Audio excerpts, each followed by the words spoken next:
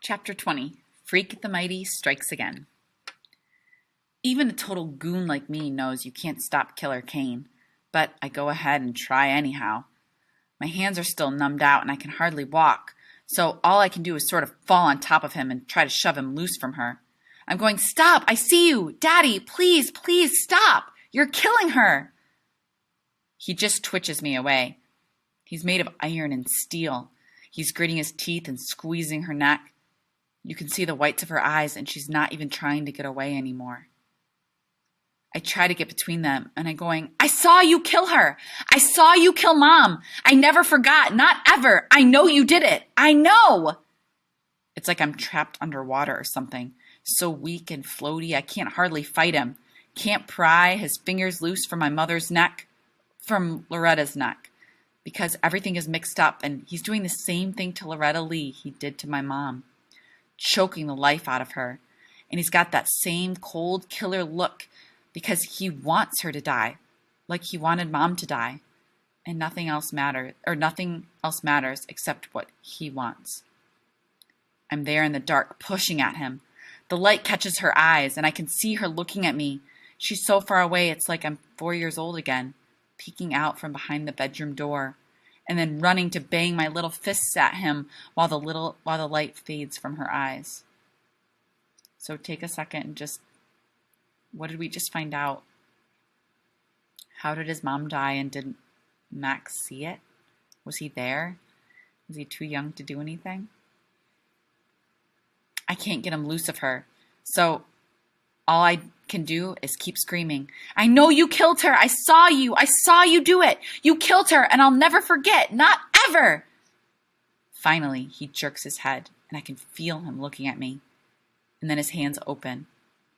Loretta slips away, and I can hear her breathing like a broken bird in the cellar dark.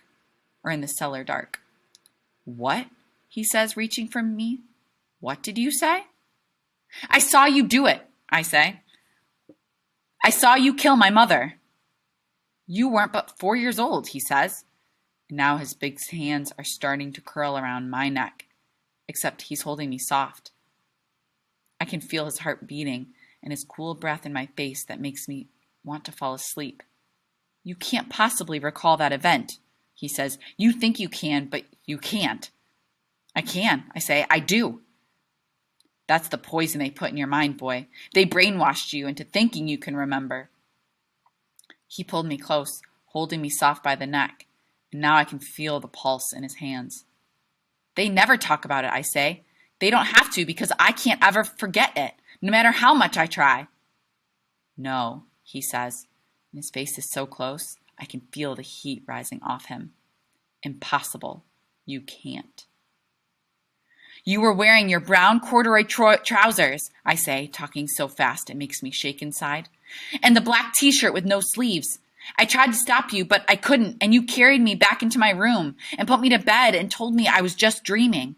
You locked me in that room, and I ran to the window and broke it with my hand and started yelling for someone to come and help Mommy."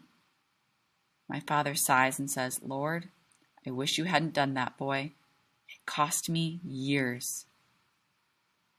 "They caught you, Daddy, and they put you away forever, except then you fooled them and they let you go."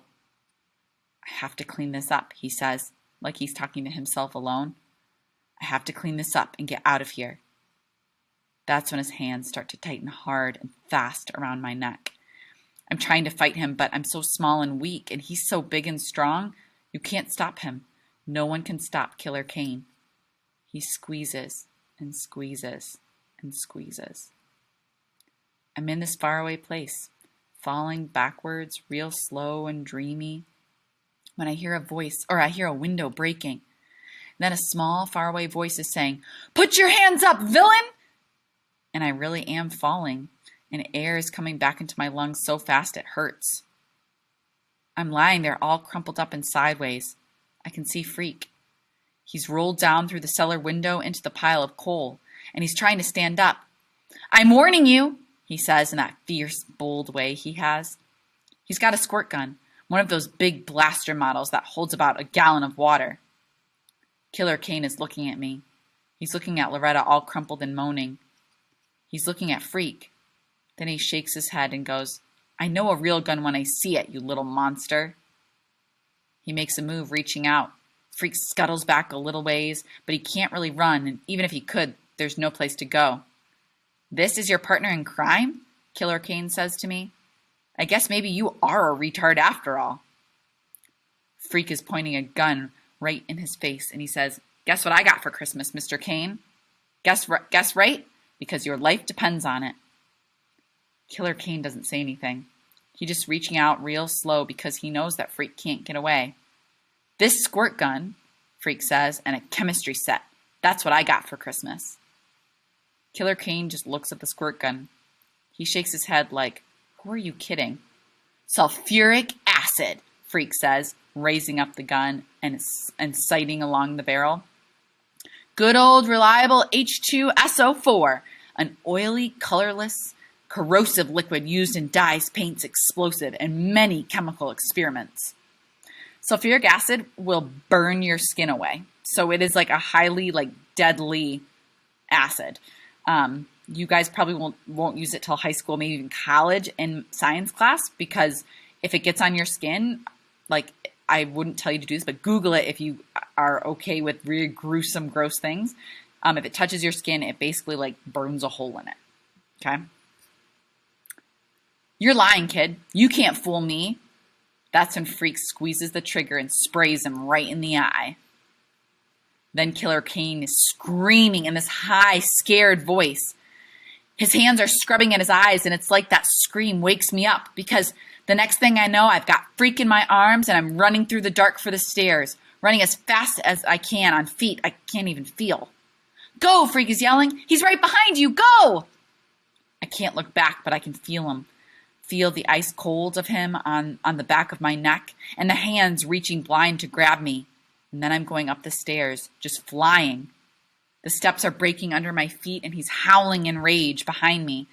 His hands are scrambling at my ankles, and for just a second, he has me. I kick loose, and then we're up on the ground floor, bursting out of the cellar hole.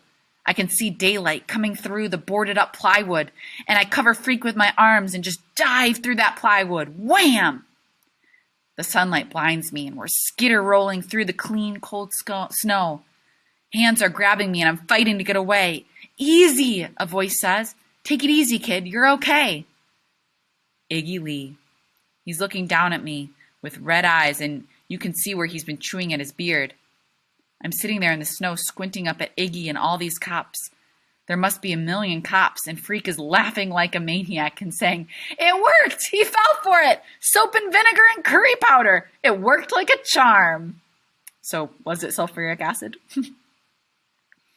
I don't understand what he's talking about right then. It's only later I figure out there wasn't any real acid in the squirt gun. It was soap and vinegar and curry powder that made Killer Kane think his eyes were burning up. Killer Kane, who was still rubbing frantic at his eyes and begging for help when they put the handcuffs on him and shove him into the back of the police van. All I've got room to think about is poor Loretta. That's what I'm telling the cops, that she's down there in the cellar. I'm afraid that no one is listening, but they must be, because right away they're bringing her up out of the cellar, and Iggy is running to her and crying out her name. She's still breathing, somebody says. Then Graham is shoving through the crowd of cops, and Grim is right behind her, and Gwen is there too. And everybody is making a big sloppy fuss, especially Graham, who's hugging me so tight I can hardly breathe. The fair Gwen is hugging Freak, and she's saying, I told you to stay in that car, didn't I? Didn't I? Freak, he's looking over her shoulder at me, looking over Graham's shoulder, and he's giving me the thumbs up sign as she carries him away. Freak the Mighty, he says. Freak the Mighty strikes again.